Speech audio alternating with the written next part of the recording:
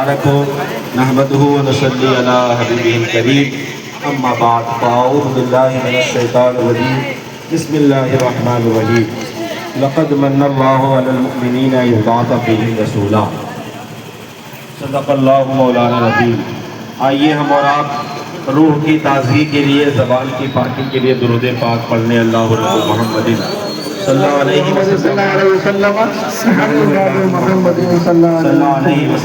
सल्लल्लाहु तआला अलैहि वसल्लम। आला हज़रत फरमाते हैं,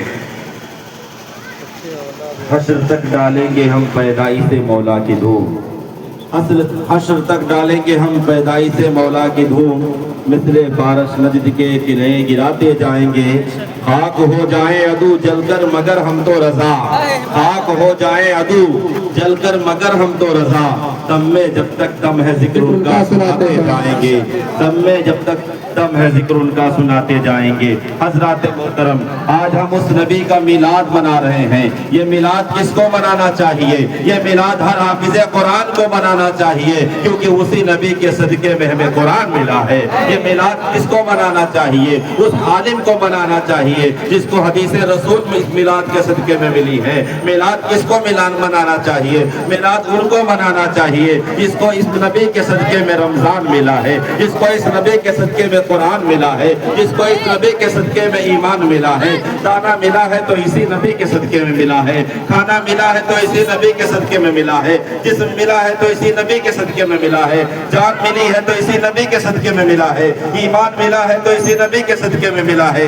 इसीलिए तो शायर ने कहा है, न होते आप तो कुछ भी न होता बज़्म इम्का में, न होते आप तो कुछ भी न होता बज़्म इम्का में। या रसूल अल्लाह तुम्हारे ही लिए दुनिया बनी मालूम होती है, या रसूल अल्लाह तुम्हारे ही लिए दुनिया बनी मालूम होती है। हजरात मोहतरम, कौन है मोहम्मद रसूलुल्लाह सल्लल्लाहु ताला अलैहि वसल्लम? आइए देखिए कितने मुबारक हैं, कितने मुबारक हैं। जिस वक्त आप दुनिया में तशरीफ लाने वाले थे, हजरत आमना फरमाती हैं कि मैंने देखा मेरे दरमियान एक बुजुर्ग तशरीफ लाए जिनका चेहरा बड़ा नूरानी है, साफ सफाफ सफेद लिबास पहने हुए हैं। मैंने पूछा कि आप कौन हैं? वो कहते हैं मैं आदम हूँ। कहा आप किस लिए आए हैं? उन्होंने कहा आपके शिकम में जो बच्चा है उसी के सदके में अल्लाह तबारक व तआला ने हमें नबूवत अता की है, इसीलिए उन्हीं की आने की मुबारकबाद पेश करने के लिए आए हैं। हजरत मोहतरम, जब मेरे नबी तशरीफ ला रहे थे उस वक्त हजरत मरियम को भी भेजा गया था और न जाने कितनी जन्नत की तमाम हूरों को भेजा गया था। हजरत मोहतरम, जब मेरे नबी की विलादत हो गई तो अरब का एक दस्तूर है, अरब का एक माहौल है कि वहाँ जब कोई बच्चा पैदा होता था उस वक्त तो वो लोग क्या करते थे? बच्चों को देहात में भेज दिया करते थे, अपने यहाँ नहीं रखा करते थे, क्योंकि उनका ये ख्याल था कि जो शहर के लोग होते हैं उनकी जबान फसी नहीं होती है, उनकी जबान में मिलावट हो जाती है, और जो गांव के लोग होते हैं वो अच्छी अरबी बोलते हैं और गांव की आबो हवा बहुत अच्छी होती है, लिहाजा तमाम लोग अपने बच्चों को गांव में भेजा करते थे। हजरत हलीमा सादिया रज़ी अल्लाह तआला अन्हा बयान करती है कि जब हमारे यहाँ से तमाम औरतें बच्चा लेने के लिए मक्का जा रही थी, उनके साथ मैं भी जा रही थी, लेकिन मेरे पास एक ऊँटनी थी जो सही से दूध नहीं देती थी और मेरे पास एक खच्चर था जो बिल्कुल चलने के काबिल नहीं था। मैं उसी पर सवार होकर के मक्के के लिए तमाम काफिले वालों के साथ रवाना हुई, लेकिन मेरा खच्चर इस कदर धीरे चल रहा था, इस कदर धीरे चल रहा था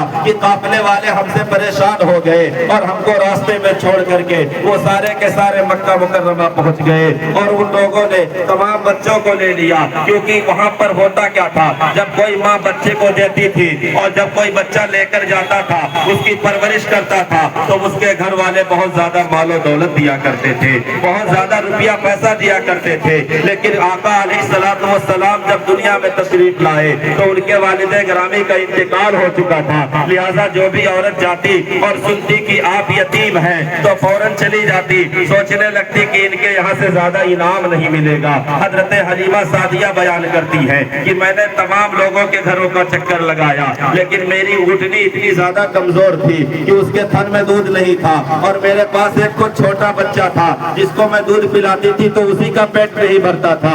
उसके अलावा मैं भी बहुत ज्यादा उस वक्त कमजोर थी, तो किसी ने मेरी कमजोरी को देखते हुए, मेरी ऊँटनी की कमजोरी को देखते हुए, मेरी हालत देखते हुए अपना बच्चा किसी ने मुझे नहीं दिया, तो میں نے اپنے شوہر سے کہا مکے سے خالی واپس جانے سے بہتر ہے کہ اسی بچے کو لے لیا جائے، کم سے کم خالی ہاتھ تو نہیں جائیں گے۔ لیکن جب یہ فیصلہ آپ نے کیا، آپ کے شوہر بھی خوش ہو گئے، اور جب گھر گئے آقا صلی اللہ تعالیٰ علیہ وسلم کو قبول فرما لیا، اور جیسے ہی گود میں لیا، حضرت دائی حلیمہ بیان کرتی ہے جو دودھ میرے تن میں موجود نہیں تھا، آقا صلی اللہ تعالیٰ علیہ وسلم کو جیسے ہی میں نے گود میں لیا، ان کی برکت سے میرے تن میں دودھ آ گیا، اور حضرت محمد صلی اللہ تعالیٰ علیہ وسلم نے بھی شکم شیر ہو کر کے دودھ پیا، اور میرا بچہ جو ہمیشہ بھوکا رہتا تھا اس نے بھی شکم شیر ہو کر کے دودھ پیا۔ یہ دیکھ کر میں حیران رہ گئی، لیکن اس وقت اتنا زیادہ اندازہ نہ لگا سکی۔ لیکن کیا دیکھتی ہوں کہ میرے شوہر آ کر بیان کرتے ہیں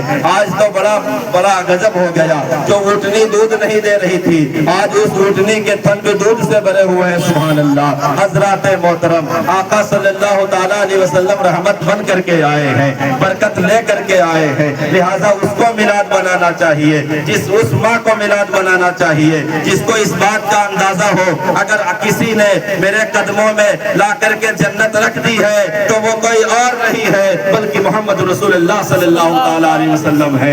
اس ماں کو، اس بیٹی کو جو ہے میلاد منانا چاہیے جس کو اس کا عقیدہ ہو کہ اگر حضور نہ آئے ہوتے تو آج بھی ہم زندہ درگور کر دیے جاتے۔ حضرات محترم، اس بزرگ کو میلاد منانا چاہیے جس کو یہ یقینہ ہو کہ اگر حضور نہ آئے ہوتے تو آج بھی ہم بازاروں میں بیچ دیے جاتے ہوتے۔